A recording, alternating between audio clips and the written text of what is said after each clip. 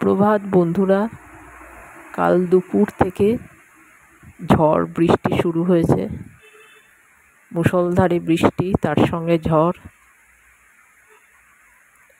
আজও বৃষ্টি হয়ে চলেছে, বৃষ্টি আর থামেনি।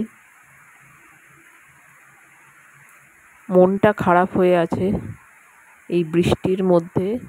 ডাক্তার ছেলে মেয়েগুলো স্বাস্থ্য ভবনের সামনে বসে আছে, ওদের আন্দোলন সার্থকতা পাক এই কামনা করি। সবসময় খবরের দিকে তাকিয়ে আছি, খবর নিচ্ছি কি হয়। তিলোত্তমা যাতে শীঘ্রই বিচার পায় তাই কামনা করছি। নিজেদের জীবনও এর মধ্যে চলতে থাকে, কিছুই থেমে থাকে না। আজ খিচুড়ি বানিয়ে নিলাম, মুগ ডালগুলো ভেজে ধুয়ে নিলাম।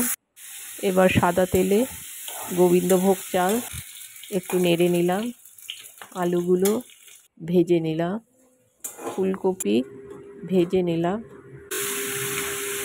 এবার সাদা তেলে তেজপাতা, শুকনো লঙ্কা, পাঁচফোড়ন দিলাম, আদা টমেটোর পেস্ট দিলাম, তারপর ধনে জিরে হলুদ গুঁড়ো নুন মিষ্টি সব দিয়ে ভালো করে কষিয়ে চাল ডাল আলু ফুলকপি ভালো করে নেড়ে নিলাম।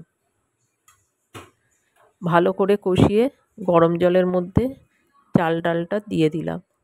এবার ফুটে উঠেছে, তারপর ঘন হয়ে এলে খিচুড়ি নামিয়ে নেব। খিচুড়ি তৈরি হয়ে গেল। গরম তেলে পাঁপড় ভেজে নিলাম। এবার আলু গোল গোল করে কেটে নুন হলুদ দিয়ে ভালো করে ভেজে নিলাম। দুপুরে খেয়ে আমার অবসরের সঙ্গী শাড়িতে স্টিচ করতে বসলাম। রান্নার মতো সেলাই করতেও আমি খুব ভালোবাসি। প্রথমে আমি এঁকে নেই, তারপর ছুঁচ-সুতো দিয়ে এমব্রয়ডারির কাজ করি।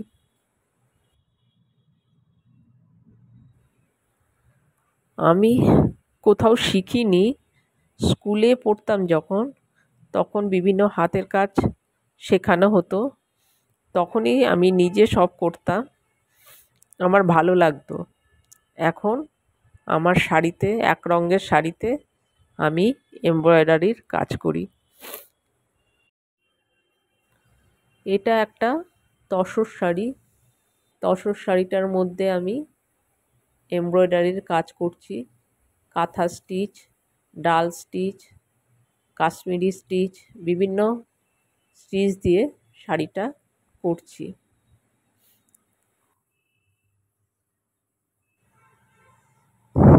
নিজের হাতের কাজ দেখতেও সুন্দর হয়, সময়ও অনেক কেটে যায়, ভালো লাগে এসব করতে।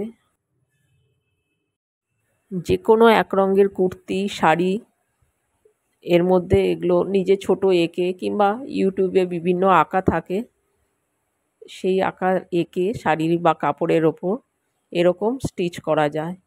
ইউটিউবে স্টিচ শেখানোও হয় বিভিন্ন রকমের। এটা আমার আরেকটা শাড়ি, এটা আমি আগে করেছিলাম, কাশ্মীরি স্টিচ দিয়ে শাড়িটা করেছিলাম।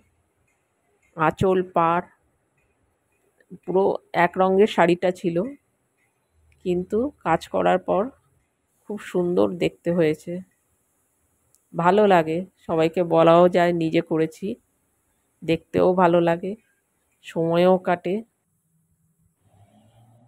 বন্ধুরা, এটা সবাই করতে পারো। কোনো কুর্তি বা শাড়ির ওপর কিংবা পাঞ্জাবির ওপর ছোট এঁকে তার উপরে কাজ করে নিতে পারো। কাউকে পরামর্শও দিতে পারো। এভাবে ইনকামও করা যায়।